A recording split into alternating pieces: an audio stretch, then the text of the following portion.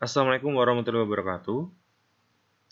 Pada video kali ini saya akan menjelaskan materi mengenai regresi logistik. Ya, di sini spesifikasinya adalah regresi logistik biner. Nah, sekarang yang sudah teman-teman pelajari di sini adalah berkaitan sama regresi berganda. Nah, apa itu regresi berganda? Tentunya teman-teman sudah belajar di dua pertemuan sebelumnya. Jadi regresi berganda itu adalah bertujuan untuk membentuk model antara variabel respon dan juga variabel prediktor. Entah itu berapapun variabel prediktornya, maka nanti metode yang kita sebut adalah regresi. Ya, tapi kalau misalkan regresinya X-nya lebih dari 1, maka kita sebut sebagai regresi berganda. Nah, apa saja yang sudah teman-teman pelajari di regresi berganda? Tentunya yang pertama adalah berkaitan sama pembentukan model antara Y sama dengan variabel X-nya ya. Di sini variabel X-nya tergantung dari kasus apa yang teman-teman angkat. Jadi modenya bentuknya ya Y sama dengan beta 0 tambah beta 1S1 tambah beta 2S2 tambah beta 3S3 dan seterusnya sebanyak X yang teman-teman gunakan. Kemudian yang kedua adalah kebaikan model. Di sini kita sudah pelajari menggunakan nilai koefisien determinasi atau L-square ya. Kemudian ada uji serentak, ada uji parsial, kemudian yang berikutnya adalah uji asumsi klasik residual, yaitu meliputi heterogenetisitas, autokorelasi maupun distribusi normal. Yang kita uji adalah residualnya. Nah, pada metode kali ini yang kita bahas adalah mengenai regresi logistik. Nah, sekarang apa bedanya antara regresi berganda dengan regresi logistik? Sebenarnya antara regresi logistik dan juga berganda itu sebenarnya intinya itu sama saja, yakni kita membentuk model. Bedanya adalah data yang kita gunakan. Ketika data yang kita gunakan nanti bentuknya kualitatif ya, terutama di variabel Y-nya, maka kita menggunakan regresi logistik. Tapi kalau misalkan nanti data kita adalah data kuantitatif, itu menggunakan regresi berganda, terutama di Y-nya ya. Nah, bedanya apa antara data kuantitatif sama kualitatif? Ini sebenarnya sudah pernah kita bahas di mata kuliah statistik. Kalau data kuantitatif itu adalah data hasil pengukuran, sebagai contoh IPK, tinggi badan, berat badan. Nah, itu adalah data kuantitatif, berarti kita melakukan pengukuran. Nah, kalau kualitatif itu seperti apa? Data kualitatif itu adalah data kita mengukur atau data kita mengkategorikan. Sebagai contoh, tinggi, sedang, besar, kecil, terus kemudian luas, sempit. Nah, itu adalah data kualitatif. Artinya kita mengkategorikan bahwa itu luas, bahwa itu sempit. Nah, itu disebut dengan data kualitatif atau data kategori. Nah, ketika kita nanti nilai Y kita nanti, variabel respon kita nanti berupa data kualitatif atau data kategori, maka kita menggunakan regresi logistik. Ya. Terus kemudian nanti X-nya bagaimana? Kalau X-nya itu terserah teman-teman. Jadi kalau misalkan X-nya nanti entah kualitatif atau kuantitatif itu kita bisa menggunakan regresi berganda maupun logistik. Tapi kalau berganda nanti kita ada variabel daminya. Tapi kalau logistik nanti bukan dami lagi ya sebutannya. Tapi bisa kita dekati dengan regresi logistik. Yang paling utama adalah yang kita perhatikan adalah variabel Y-nya, responnya ya. Kalau kuantitatif pakai berganda, kalau kualitatif kita pakai logistik. Nah, itu adalah perbedaan antara berganda sama logistik. Nah, sekarang regresi logistik itu sendiri, atau regresi logit itu dibagi ada 3. Ada biner, ordinal, sama multinomial. Apa beda antara ketiganya? Itu adalah teman-teman harus paham mengenai data scale atau skala data. Skala data yang kita pelajari ada nominal, ada ordinal, ada interval, sama rasio. Ketika nanti data kita variabel Y kita data kualitatif dengan skala nominal 2 kategori, maka kita menggunakan biner. Tapi kalau data kita nanti Y-nya, skala datanya adalah nominal tapi kategorinya lebih dari 2, kita dekati dengan multinomial. Tapi kalau misalkan nanti data kita adalah di Y-nya skala datanya ordinal, maka kita menggunakan regresi logistik ordinal. Cuman fokus kita di sini adalah regresi logistik biner terlebih dahulu. Ketika teman-teman biner paham, insya Allah ordinal sama multinomial pasti juga paham. Yang paling penting pelajaran disitu tentang skala data. Nah, selain pembentukan model, dalam regresi logistik itu juga kita lakukan klasifikasi atau classification.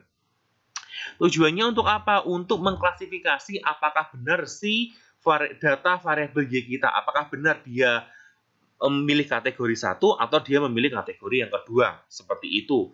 Nah, berikutnya adalah bagaimana teori dari binary logistic regression itu sendiri. Pertama adalah menggambarkan hubungan antar variabel respon, yakni di sini mempunyai dua kategori, 0 dan 1, bisa 0 dan 1, 1, 2, 1 dan 2, terserah. Dan variabel prediktornya adalah kualitatif maupun kuantitatif, ya.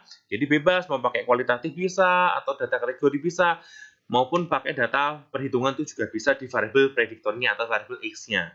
Terus berikutnya digunakan untuk memperkirakan apakah suatu kejadian akan terjadi atau tidak dengan diketahuinya satu atau beberapa variabel prediktor. Kemudian model regresi logistik ini juga dapat pula digunakan mengetahui seberapa besar pengaruh variabel prediktor terhadap respon, ya. Jadi kita lihat nanti kira-kira seberapa besar pengaruhnya.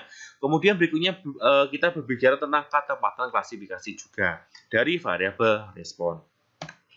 Berikutnya ini adalah langkah-langkah dalam logistik biner. Pertama adalah membentuk model terlebih dahulu untuk univariate. Jadi gini teman-teman, langkah-langkah logistik biner pertama adalah uji independensi atau uji dependensi. Jadi uji dependensi itu digunakan untuk melihat apakah Y dengan X dari tiap-tiap X itu punya hubungan atau enggak.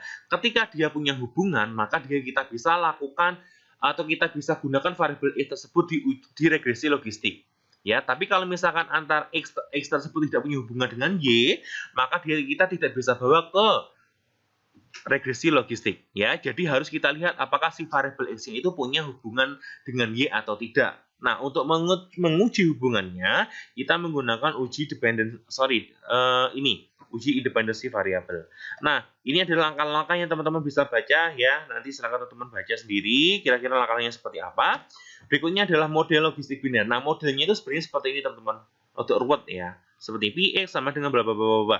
Tapi di sini untuk memudahkan itu kita buat fungsi logiknya menjadi lebih linier, menjadi persamaan regresi linier. Jadi sini Gx sama dengan beta 0 bla bla bla bla sampai beta P, XP, di mana P ini adalah banyaknya variabelnya. Nah, jadi nanti yang kita gunakan adalah yang ini, yang bawah ya. Terus berikutnya adalah penaksiran parameter model menggunakan MLE atau maximum likelihood estimation. Itu teman-teman tidak perlu tahu secara lebih detail ya, karena yang paling penting adalah bagaimana cara mengaplikasikan regresi logistik biner ini ke dalam ilmu ekonomi yang teman-teman peroleh. Kemudian uji independensi variabel ya, yang sudah saya jelaskan sebelumnya digunakan untuk menguji apakah ada hubungan antara Y dengan X-nya. Ada uji serentak menggunakan static uji G atau likelihood ratio test. Ya, ini sama kayak sebelumnya, sama kayak regresi berganda intinya, ya tujuannya sama. Kemudian uji parsial ini juga sama seperti regresi berganda untuk melihat satu persatu variabel X yang berpengaruh, ya. Di variabel X yang berpengaruh secara signifikan terhadap Y itu kita menggunakan uji parsial. Nah, kemudian berikutnya adalah kesesuaian. Apakah model yang dibentuk itu sudah sesuai? Maka kita menggunakan metode goodness of fit, ya. Modelnya sudah sesuai atau tidak sesuai. Nanti teman-teman akan pelajari dengan melihat outputnya. Seperti itu. Nah, berikutnya adalah ketepatan klasifikasi model. Nah, di sini untuk ketepatan klasifikasinya kita menggunakan yang namanya apparent error rate atau APER di sini ya.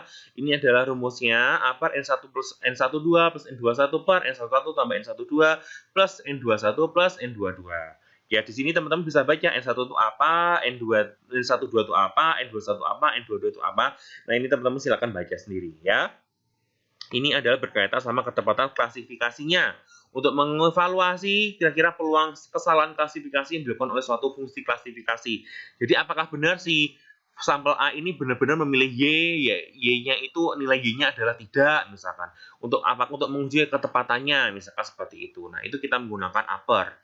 Nah, berikutnya adalah Applied of Binary Logistic Regression. Ini pernah dilakukan suatu penelitian yang dilakukan oleh mahasiswa di FEBI.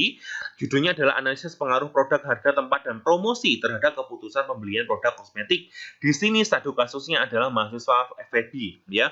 Jadi dari sekian ribu mahasiswa ini dilakukan pengambilan sampel itu terhitungnya adalah minimal 380. Ini menggunakan rumus Lovin.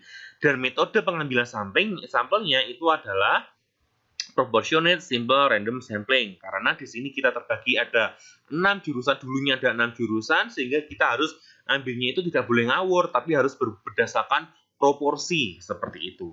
Nah, di sini kalau teman-teman yang di atasnya, penjelasan di atasnya, variabel produk X1 itu terbagi menjadi 4. Ada X11 yakni bahan produk, X12 spesifikasi, X13 citra, yang X14 adalah kualitas ya. Jadi produk ini terbagi menjadi beberapa lagi. Jadi kita pecah-pecah supaya lebih detail.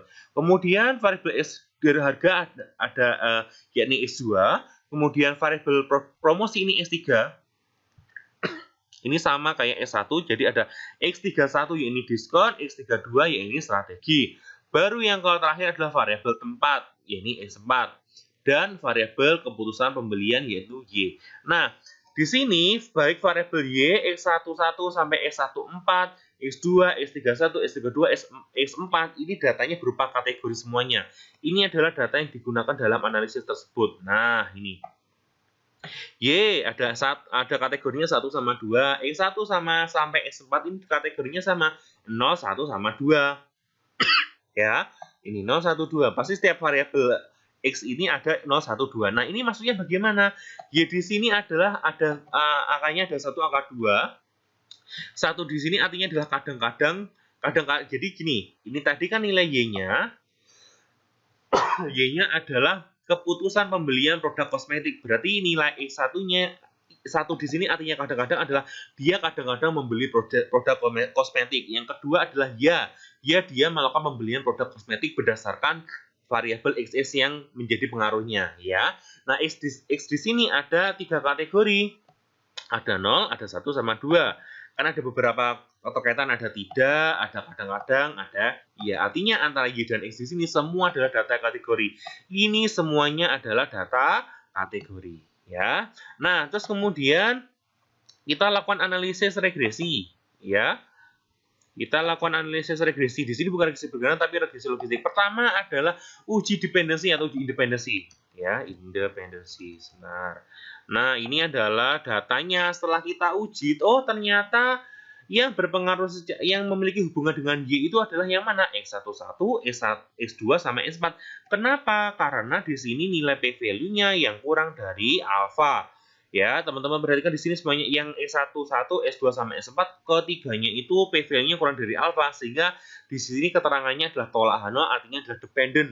Dependent di sini berarti punya hubungan antara S11 dengan Y, S2 dengan Y, S4 dengan Y, yang artinya ketiga variabel tersebut memiliki hubungan dengan Y. Sehingga untuk analisis selanjutnya, maka X11, S2 sama S4 kita lakukan regresi logistik biner dengan Y. Kita satu-satu. Jadi Y dengan X11 dhisik piye to modele, piye to hasilnya di regresinya, Y dengan X2 bagaimana hasilnya, Y dengan S4 bagaimana hasilnya. Nah, oleh karena itu hasilnya adalah seperti ini. Ini saya jadikan dalam satu tabel. Oh, ternyata dari keputusannya, dari P-value-nya, ternyata ketiganya variabel di sini terlihat bahwa ketiganya itu punya pengaruh terhadap keputusan pembelian produk kecantikan, ya. Walaupun ini kita masih belum tahu secara bersama-sama bagaimana. Sehingga nanti di sini dapat kita lakukan uji logistik biner multivariate.